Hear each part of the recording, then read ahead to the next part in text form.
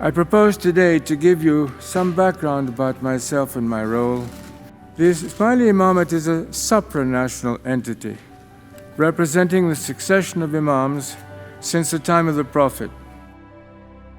The role of the Ismaili Imam is a spiritual one. His authority is that of religious interpretation. It is not a political role. I do not govern any land.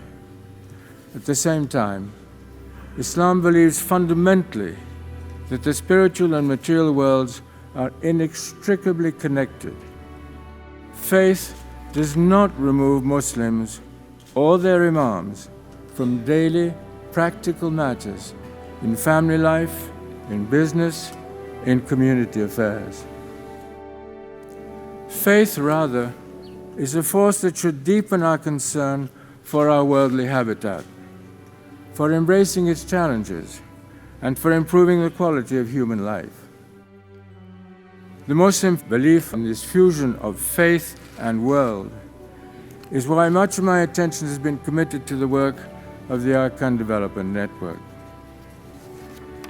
The AKDN, as we call it, is composed of a variety of private, non-governmental, non-denominational agencies, implementing many of the Imamate's responsibilities. We are active in the fields of economic development, job creation, education, healthcare, as well as important cultural initiatives. Most of our AKDN activities have been born from the grassroots of developing countries, reflecting their aspirations and their fragilities.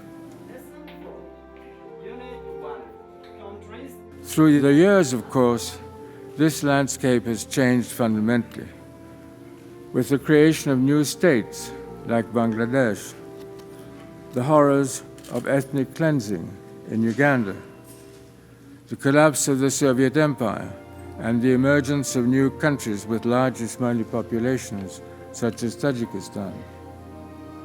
More recently, of course, we have faced the conflicts in Afghanistan and in Syria. But through all of these experiences, the Ismaili peoples have demonstrated an impressive capacity to persevere and to progress. Our work has always been people-driven. It grows out of the age-old Islamic ethic, committed to goals with universal relevance: the elimination of poverty, access to education, and social peace in a pluralist environment. The AKDN's fundamental objective is to improve the quality of human life.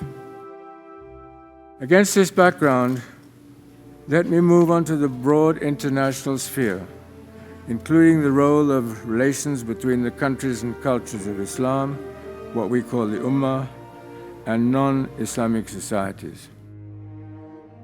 Muslim demography has expanded dramatically in recent years, and Muslims today have highly differing views on many questions.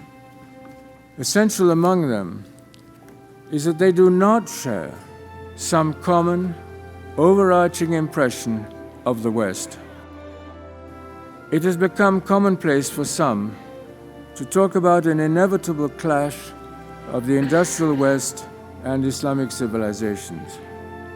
But Muslims don't see things in this way. Those whose words and deeds feed into that point of view are a small and extreme minority.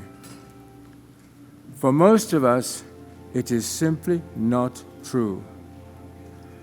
We find singularly little in our theological interpretations that would clash with other Abrahamic faiths, with Christianity and Judaism. Indeed, there is much that is in profound harmony. What is highly abnormal in the Islamic world gets mistaken for what is normal. Of course, media perceptions of our world in recent years have often been conveyed through a lens of war. But that is all the more reason to shape global conversation in a more informed direction It is of the highest priority that these dangerous trends be well understood and resisted, and that the fundamental legitimacy of pluralistic outlooks be honored in all aspects of our lives together, including matters of faith. But in my view, the world needs to pay more attention, much more attention, to the potential role of civil society. By civil society, I mean an array of institutions which operate on a private, voluntary basis, but are motivated by high public purposes. Civil society encompasses groups that work on health and safety and environmental matters, organizations that are engaged in humanitarian service or in the arts of the media. Increasingly, I believe the voices of civil society are voices for change, where change has been overdue. They are voices that can help transform countries of crisis into countries of opportunity. There are too many societies where too many people live in a culture of fear, condemned to a life of poverty. Addressing that fear and replacing it with hope will be a major step to the elimination of poverty. It means opening the way for diversity, a commitment to pluralism, to meritocracy, and to a cosmopolitan ethic. It is an ethic for all peoples, the familiar and the other, whether they live across the street or across the planet.